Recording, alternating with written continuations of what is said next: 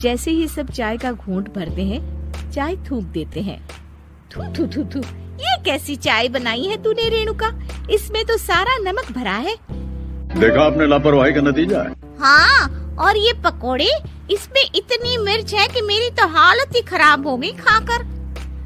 और रेणु जी, आपकी खातिरदारी में पहले तो कभी कोई कमी नहीं रहती थी, पर जब से आपकी ये बहू आई है ना, मामला कुछ गड़बड़ा सा गया है। हाँ हाँ, जहाँ आप इतनी एक्टिव हैं, वहीं आपकी बहू एकदम आलसी, एकदम राम मिलाई जोड़ी लगती है।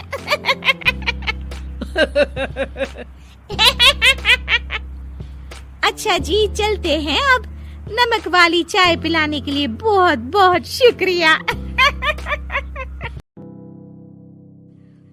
रेणुका की शादी कुछ ही दिनों पहले शास्त्री नगर में हुई थी।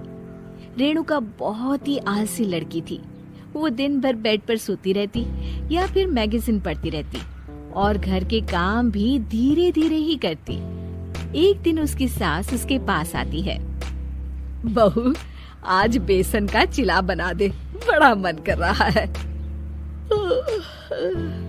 हाँ मम्मी जी, बनाती हूँ थोड़ी देर में। थोड़ी देर में? अरे थोड़ी देर में तो रात के खाने का वक्त हो जाएगा बहू।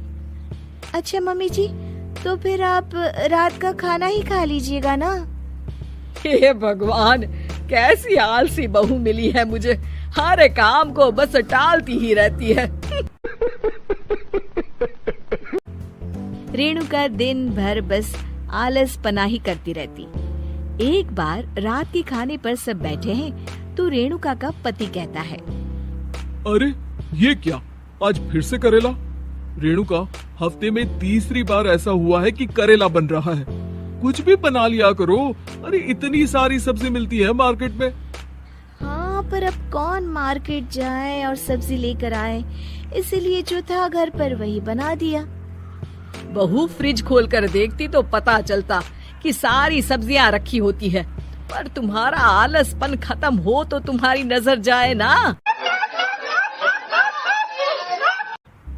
विशाल कमरे में आकर रेणुका से पूछता है, रेणुका, मैंने कहा था तुमसे कि मेरे लिए रुमाल ले आना। मेरे सारे रुमाल खराब हो गए हैं। तुम ले आई क्या?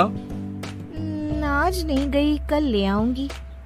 ओफो, पिछले 4 दिनों से मैं यही सुन रहा हूँ। बिना रुमाल के ऑफिस जाना पड़ रहा है। तुम तो बहुत ही आलसी होती जा रही हो रेणुका। आपको रुमाल की जरूरत है ना, तो खुद ही खरीद लीजिए ना। हाँ, अब वही करूँगा। तुम्हारे भरोसे बैठा रहा तो कुछ नहीं होगा। एक दिन दरवाजे पर बेल बज रही होती है और रेणुका सोफे पर बैठी होती है, पर आलस में दरवाजा खोलती ही नहीं। अरे बहू, कितनी देर से बेल बज रही है? क्या कानों में रुई डालकर बैठी हो जो सुनाई नहीं दे रही बेल? मम्मी जी, अब आप आ ही गई है तो आप ही खोल दीजिए ना दरवाजा। क्यों मुझे ताना मारकर और देर कर रही हैं? अरे वाह, उल्टा चोर को तवाल को डांटे। सास दरवाजा खोलती है तो उसकी पड़ोसन दरवाजे पर खड़ी होती है। दरवाजा खोलने में इतनी देर क्यों हो गई? सब सो गए थे क्या?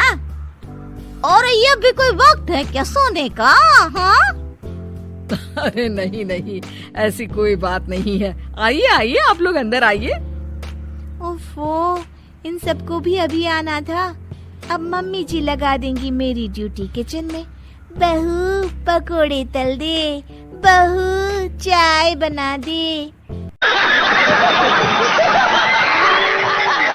अरे बहू, सो गई क्या? कब से आवाज दे रही हूँ। जा, चाय बना कर लिया।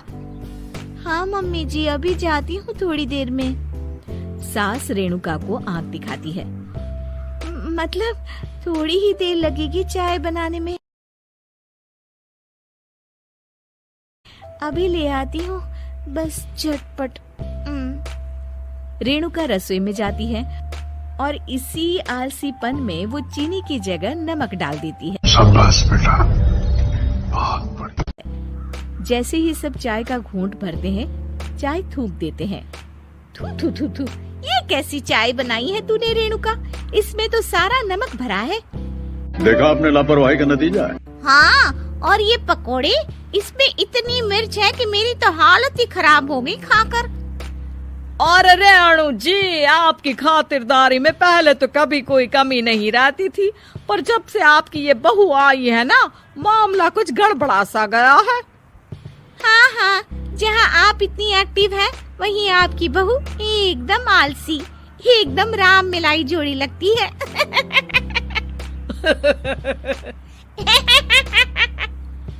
अच्छा जी, चलते हैं अब।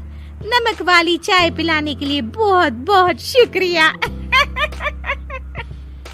सब वहाँ से चले जाते हैं। अरे तूने तो मेरी नाक ही कटा दी बहू। वह क्या सीन है? वे लोग क्या सोच रहे होंगे मेरे बारे में। मम्मी जी, मैंने तो शक्कर ही डाली थी, पता नहीं नमक कैसे बन गई शक्कर। शक्कर नमक नहीं बना बहू रानी, तुम्हारा ये जो आलसपना है ना, ये उसी का नतीजा है।